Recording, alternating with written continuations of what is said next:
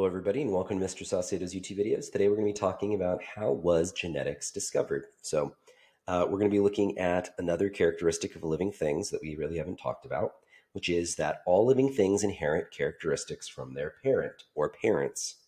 Again, we already talked last semester about asexual versus sexual reproduction. So again, it's possible that you have a single parent. All right. So let's talk about Gregor Mendel. So Gregor Mendel was a monk at a monastery who had a lot of free time on his hands. And he basically was one of the very first people that were able to look at their notebooks of all the data that they collected and kind of see remnants of what modern genetics is. So he was setting out to figure out how characteristics were inherited, but not in humans. He was specifically looking at plants. And so genetics is the study of biological inheritance patterns. And so another way of saying biological inheritance pattern is heredity. So either one of those would be an appropriate way of defining genetics. And so Mendel, though, was interested in studying pea plants. And one of the reasons why he was studying pea plants was because they grew peas at the monastery and they used it as a food source. So why do you think, though, that he decided to study pea plants other than the more obvious ones that I just said, which is that they had pea plants at the monastery?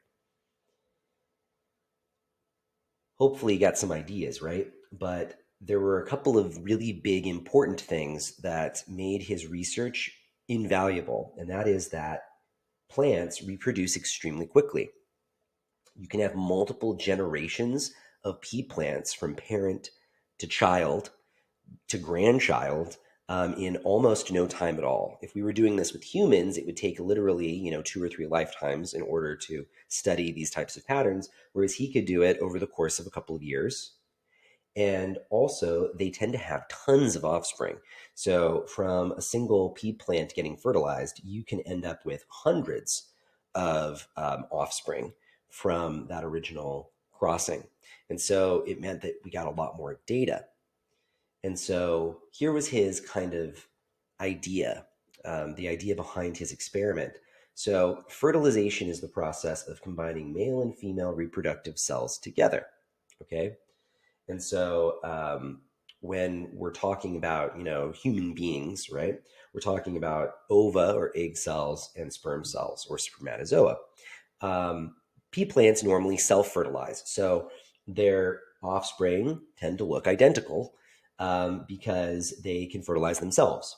Mendel decided to transfer pollen between pea plants. And so we call that crossbreeding. And so crossbreeding is literally what it sounds like. And so here's a little diagram of what that could look like. So here is a purple flowered pea plant. Here is a white flowered pea plant. You can see that, we're taking pollen from one and replacing it in the other.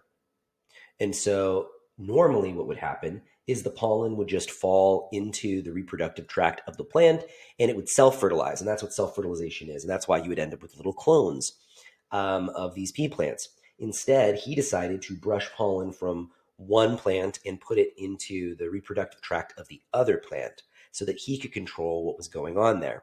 And so normally, like we said, they can self-fertilize, but pollinators like bees will do this accidentally also, either self-fertilizing or taking pollen from one pea plant to the other. So there is still genetic diversity among pea plants. It's just normally you don't get to see that very much. Okay, so what was he interested in though? What he was interested in is what traits the offspring had. And so he made a list of all of the different individualized traits that he saw in the pea plants at the monastery. Some of them had purple flowers, some of them had white flowers. Some of them had axial flower positions, meaning here kind of like coming off the side like a branch, or terminal, meaning at the very top only. We had yellow seeds versus green, round or wrinkled, inflated or constricted pea pods, and then green or yellow pea pods. And so these were all traits that he noticed, which again is pretty cool if you think about it, because normally we look at a plant and we're like, okay, it's a plant. We don't think of the traits that the plant actually has. What is a trait, though? A trait is a specific physical characterization or characteristic of an individual. So each of these, flower color, flower position, seed color, seed shape, and pod color, those are all traits of pea plants. For humans, right, we would have eye color, hair color, all of the traits that you kind of quintessentially can think of. Um, Skin color, you've got widow's peak, earlobes, attached or unattached. Again, plant examples are hard to come up with, but here we go. Here are some of them, right, that he came up with. And then for humans, like we said, there are a ton more that we can think of because we're used to seeing individual characteristics in human beings. And so that's kind of the general background of Mendel's experiment.